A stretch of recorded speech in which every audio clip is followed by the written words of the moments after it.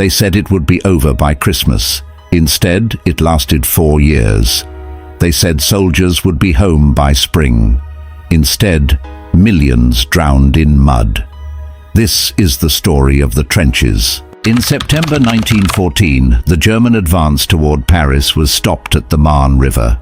Both sides dug in. What followed was 4 years of mud, rats, disease, and industrial slaughter. The trenches had arrived. Both armies tried to outflank each other in what became known as the Race to the Sea. They dug trenches as they went. By Christmas 1914, a continuous line of trenches stretched from the English Channel to the Swiss border. The trenches were cold, wet, and muddy. Soldiers stood in water for days. When it rained, trenches flooded. Men slept on wooden planks called duckboards. They rarely took off their clothes. They rarely bathed. Rats grew fat on human remains. Some grew as large as cats. They ate soldiers' food. They ate soldiers' boots. They crawled over sleeping men. One soldier wrote, "The rats are here in great numbers. I saw one running away with a piece of bread bigger than itself." Standing in water for days caused trench foot. The feet would swell, turn numb, then turn black. In severe cases, amputation was the only solution. Soldiers were ordered to change their socks daily and rub their feet with whale oil. Many still lost their feet. On Christmas Eve 1914, German soldiers began singing carols. British soldiers responded. They met in no man's land. They exchanged gifts. They played football. They buried their dead. Then they returned to their trenches and resumed killing each other the next day. On April 22, 1915, near Ypres, Belgium, the Germans released chlorine gas against French colonial troops. Thousands died within minutes. Survivors fled in panic. The gas left a mile-wide gap in the line, but the Germans had not prepared to exploit it.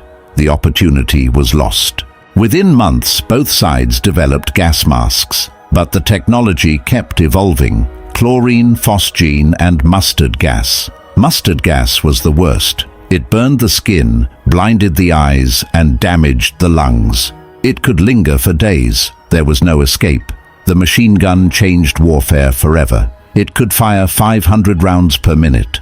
A single machine gun could cut down hundreds of soldiers in seconds. Massed infantry charges became suicide. But generals kept ordering them anyway. On September 15, 1916, the British introduced a new weapon, the tank. Armored, tracked, and armed with machine guns and cannons. The first tanks broke down frequently and moved slowly, but they terrified German soldiers. Nothing could stop them. Yet, Manfred von Richthofen, the Red Baron, was Germany's greatest fighter ace. He shot down 80 enemy aircraft. He painted his plane bright red so everyone could see him. He was killed in April 1918, just months before the war ended. February 21, 1916.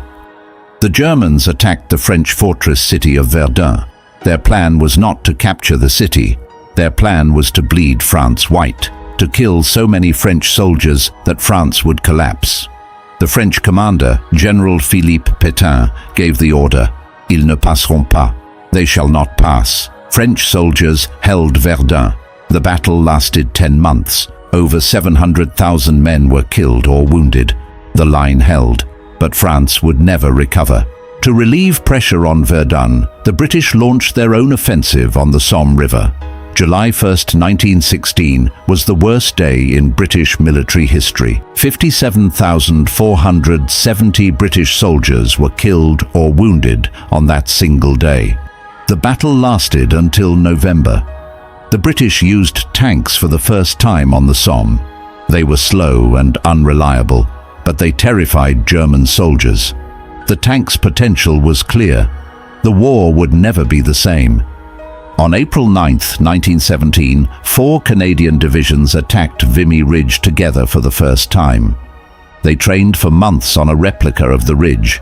They used new tactics. They captured the ridge in 3 days. It cost 3,598 Canadian lives. But Canada had proven itself as a nation. On April 6, 1917, the United States declared war on Germany. Three factors pushed America into the war: Germany's unrestricted submarine warfare, the sinking of American ships, and the Zimmermann telegram, in which Germany promised to help Mexico recover lost territory. British intelligence intercepted a secret telegram from Germany's Foreign Minister, Arthur Zimmermann, to Mexico. It promised Mexico the return of Texas, New Mexico, and Arizona if Mexico joined the war against the United States.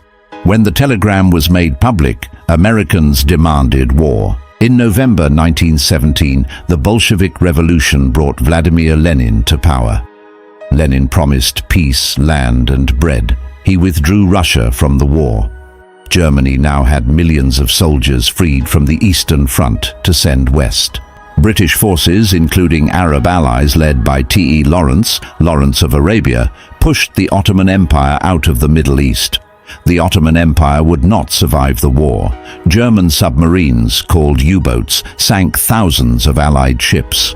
They nearly starved Britain into surrender, but the sinking of civilian ships, including the Lusitania, turned world opinion against Germany. In March 1918, Germany launched the Spring Offensive. With millions of soldiers freed from the Eastern Front, they tried to win the war before American troops could arrive in force. They came within 40 miles of Paris. By summer 1918, American troops were arriving at a rate of 10,000 per day. The German offensive stalled. The Allies, now including fresh American divisions, launched the 100 Days Offensive. Germany was pushed back. For the first time in 4 years, the Germans were retreating. The German army was exhausted, starving, and demoralized. The British naval blockade had cut off food supplies. The Kaiser's generals told him the war was lost. Soldiers mutinied, sailors raised red flags. Revolution was spreading. On November 9, 1918, Kaiser Wilhelm II abdicated and fled to the Netherlands. The German Republic was declared. The army went back to its barracks. The war would end in days. At 5 a.m. on November 11, 1918, German and Allied officials signed an armistice in a railway carriage in the forest of Compiègne. The guns would fall silent at 11 a.m., the 11th hour of the 11th day of the 11th month. After 4 years, 3 months and 2 weeks, the Great War was over. Over 9 million soldiers died. Over 20 million were wounded. Millions more civilians died from disease, starvation, and the Spanish flu, which spread around the world in the war's final year. 4 empires, German, Austro-Hungarian, Russian, and Ottoman, were destroyed. In June 1919, the victors imposed the Treaty of Versailles on Germany. Germany was forced to accept full blame for the war. They lost territory, they lost their colonies. Their army was limited to 100,000 men. They were ordered to pay crippling reparations. Germans called it the Diktat, the dictated peace. A French general looked at the Versailles Treaty and said, "This is not a peace. It is an armistice for 20 years." He was wrong. It was an armistice for 20 years and 2 months. World War II began on September 1, 1939. The war to end all wars did not end war. It planted the seeds for an even greater conflict. The Peace of Versailles created the conditions for Hitler's rise. The story continues in Part 3. This documentary is based on historical records from the Canadian War Museum, the Oklahoma Historical Society, and academic sources, including Wikipedia's extensive World War I archives. Follow Echoes of Time for Part 3 of World War I, the Treaty of Versailles, and how it caused World War II. Subscribe so you never miss a chapter.